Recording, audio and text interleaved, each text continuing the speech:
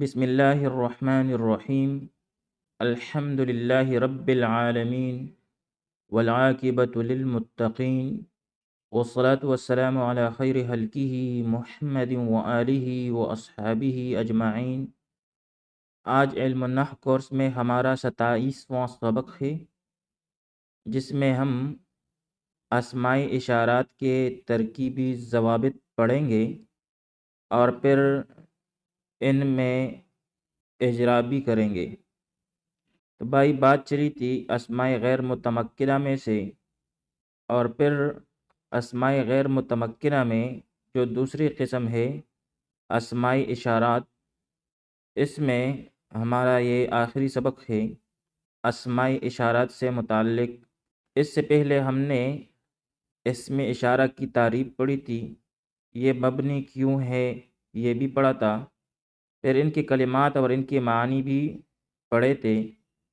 اور کچھ عام ضابطے اسماء اشارات کے بارے میں وہ بھی پڑھ چکے ہیں۔ جبکہ آج کی سبق میں ہم اسماء اشارات کی ترکیبی ضابطے پڑھیں گے اور پھر ان میں اجرا کریں گے۔ سب سے اول ضابطہ اسماء اشارات کے بارے میں وہ یہ ہے کہ اگر اسم اشارہ کا مابعد نکرہ ہو تو اسم اشارہ مبتدا اور مابعد اس کی خبر ہے۔ یعنی اگر اول میں اسم اشارہ ہو پھر اس کے بعد جو ہے اسم نکرہ ہو، تو اس صورت میں جب ترکیب کریں گے تو اسم اشارہ مبتدا اور جو اس کے بعد ہے نکرہ وہ خبر ہوگی۔ مثال کے طور پر ھذا قلم، تو اس میں ھذا جو ہے یہ اسم اشارہ ہے برائے مذکر قریب کے لیے، اور قلم جو ہے یہ نکرہ ہے تو یہ خبر ہے۔ ھذا مبتدا ہے اور قلم اس کے لیے خبر ہے۔ پھر دوسرا ضابطہ یہ ہے کہ اگر اسم اشارہ کا مابعد علم ہو یا مضاف ہو تو پھر اس صورت میں اسم اشارہ مبتدا اور مابعد اس کی خبر ہوگی۔ مثال کے طور پر اول صورت میں یعنی عالم کی مثال جو ہے ھذا زید، یہ زید ہے، تو یہاں پر ھذا اسم اشارہ برائے مذکر قریب مرفوع محلاً یہ مبتدا ہے، اور زید اس کے لیے مرفوع بالضمہ لفظاً خبر ہے۔ زید یہاں پر یہ علم ہے تو یہ ہوئی علم کی مثال۔ جبکہ مضاف کی مثال جیسے ھذا قلم سعید، اب یہاں پر قلم مضاف ہے مرفوع بالضمہ لفظاً، اور سعید یہ مضاف الیہ ہے مجرور بالکسرہ لفظاً، تو اس صورت میں بھی ھذا اسم اشارہ مرفوع محلاً ہو کے مبتدا ہوگی، اور قلم سعید مضاف الیہ مل کر مرکب اضافی ہو کر یہ اس کے لیے خبر ہے۔ تو بھائی اسم اشارہ کے بعد اگر نکرہ ہو یا علم ہو یا مضاف ہو تو ان صورتوں میں اسم اشارہ مبتدا اور مابعد اس کی خبر ہوگی۔ پھر 3 نمبر پر جو ضابطہ ہے وہ یہ ہے کہ اگر اسم اشارہ کا مابعد معرف باللام ہو یا موصول ہو تو پھر ان میں 4 ترکیبیں کی جا سکتی ہیں۔ اول یہ کہ اسم اشارہ موصوف ہو اور مابعد اس کی صفت ہو۔ دوم یہ کہ اسم اشارہ مبین اور مابعد جو ہے یہ عطف بیان ہو۔ اور سوم یہ کہ اسم اشارہ مبدل منہ ہو اور مابعد اس کے لیے بدل ہو۔ اور چہارم یہ کہ اسم اشارہ مبتدا ہو اور مابعد اس کے لیے خبر ہو۔ لیکن یہ 4 نمبر پر جو ترکیب ہے یہ قلیل الاستعمال ہے، اور ہم جو ترکیب کریں گے وہ اول قسم کی کریں گے، یعنی جب اسم اشارہ کا مابعد معرف باللام یا موصول ہوگا تو اس صورت میں ہم اسم اشارہ کو موصوف بنائیں گے، اور اس کے بعد جو معرف باللام ہے یا موصول ہے وہ اس کے لیے صفت بنائیں گے۔ مثال کے طور پر معرف باللام کی مثال جیسے رأیت ھذا الرجل، اب یہاں پر رأیت جو ہے یہ فعل با فاعل ہے، کیونکہ اس میں تو جو ہے یہ ضمیر مرفوع متصل ہے، ماضی کا صیغہ ہے، ضمیر بارز ہے مرفوع محلاً ہو کے اس کے لیے فاعل ہے۔ رأیت تو فعل اور فاعل ہوا، ھذا الرجل اس کے لیے مفعول بھی ہے، لیکن اس میں جو ھذا ہے یہ اسم اشارہ ہے، اور الرجل یہ مشار الیہ ہے، تو ھذا اسم اشارہ یہاں پر یہ موصوف ہے اور الرجل یہ صفت ہے۔ یا دوسری ترکیب کے مطابق ھذا مبین اور الرجل عطف بیان ہے، اور تیسری ترکیب کے مطابق ھذا مبدل منہ اور الرجل بدل ہے۔ اسی طرح اسم موصول کی مثال جیسے اکرمت ھذا الذی ضربتہ، تو اب اکرمت فعل با فاعل ہے، ھذا اسم اشارہ موصوف، الذی اسم موصول ہے۔ اسم موصول سے متعلق ہم اگلی ویڈیو میں تفصیلاً پڑھیں گے۔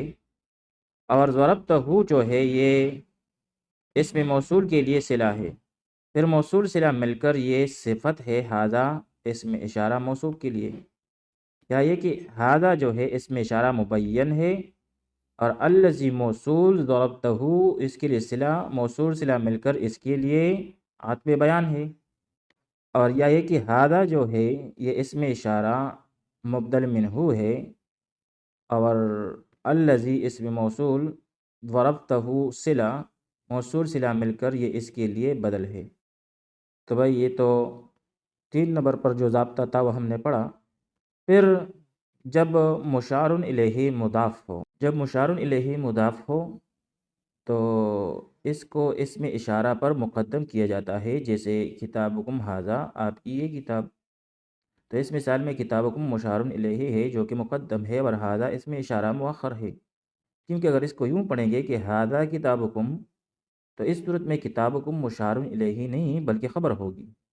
اور پھر ترجمہ یوں ہوگا کہ یہ تمہاری کتاب ہے۔ لہذا جملے کے التباس سے بچنے کے لیے ہم کتابکم کو آگے ذکر کریں گے اور ھذا کو بعد میں، تو کتابکم مشار الیہ اور ھذا اسم اشارہ ہوگا۔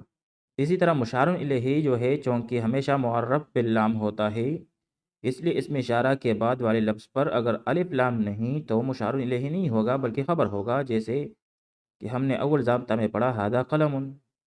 تو اس میں قلم جو ہے مشار الیہ نہیں بلکہ خبر ہے۔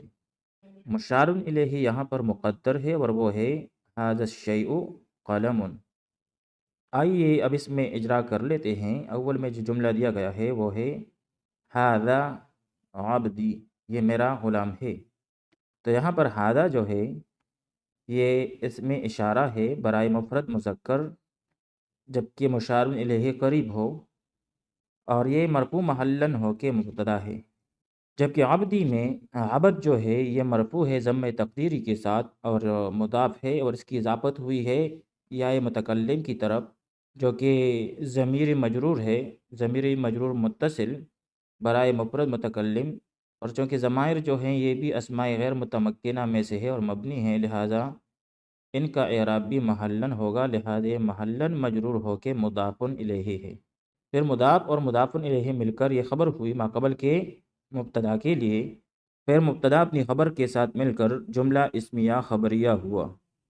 ہؤلاء اخوتی، یہ میرے بھائی ہیں۔ ہؤلاء اسم اشارہ برائے جمع مذکر مرفوع محلاً ہو کے مبتدا، اخوتی میں اخوتن جو ہے اس کی اضافت ہوئی ہے یا کی طرف، مرفوع بضم تقدیری مضاف ہے، اور یا جو ہے ضمیر مجرور متصل برائے مفرد متکلم مجرور محلاً ہو کے مضاف الیہ، پھر مضاف اور مضاف الیہ مل کر یہ خبر ہوئی، مرکب اضافی ہو کر یہ خبر ہوئی ہؤلاء مبتدا کے لیے، پھر مبتدا اپنی خبر کے ساتھ مل کر جملہ اسمیہ خبریہ ہوا۔ پھر آگے جا کر ھذا کتابنا، یہ ہماری کتاب ہے۔ اب یہاں پر ھذا اسم اشارہ برائے مفرد مذکر مرفوع محلاً ہو کے مبتدا، اور کتاب جو ہے مرفوع بضم لفظاً ہو کے مضاف، جبکہ نا جو ہے یہ ضمیر مجرور متصل ہے برائے جمع متکلم مجرور محلاً ہو کے مضاف الیہ، پھر مضاف اور مضاف الیہ مل کر یہ مرکب اضافی ہو کر یہ خبر ہے ماقبل کی مبتدا کے لیے، اور پھر مبتدا اپنی خبر کے ساتھ مل کر جملہ اسمیہ خبریہ ہوا۔ ھذہ بنتی، یہ میری بیٹی ہے۔ ھذہ اسم اشارہ برائے مفرد مؤنث مرفوع محلاً ہو کے مبتدا، بنتی مرفوع بضم تقدیری مضاف، اور یا جو ہے ضمیر مجرور متصل برائے مفرد متکلم مجرور محلاً ہو کے مضاف الیہ، پھر مضاف اور مضاف الیہ مل کر خبر ہوئی ماقبل کی مبتدا کے لیے، پھر مبتدا اپنی خبر کے ساتھ مل کر جملہ اسمیہ خبریہ ہوا۔ پھر آگے جا کر ھذا الرجل خالی، یہ آدمی میرا ماموں ہے۔ تو اب یہاں پر جو ہاذا ہے اس میں اشارہ برائے مفرد مذکر مرفوع محلن ہو کے موصوف ہے، اور الرجل جو ہے یہ مشار الیہ مرفوع بضم لفظن ہو کے صفت ہے، پھر موصوف صفت مل کر یہ مبتدا ہے، اور خالی جو ہے یہ مضاف اور مضاف الیہ مل کر مرکب اضافی ہو کر یہ خبر ہے ما قبل کی مبتدا کے لیے،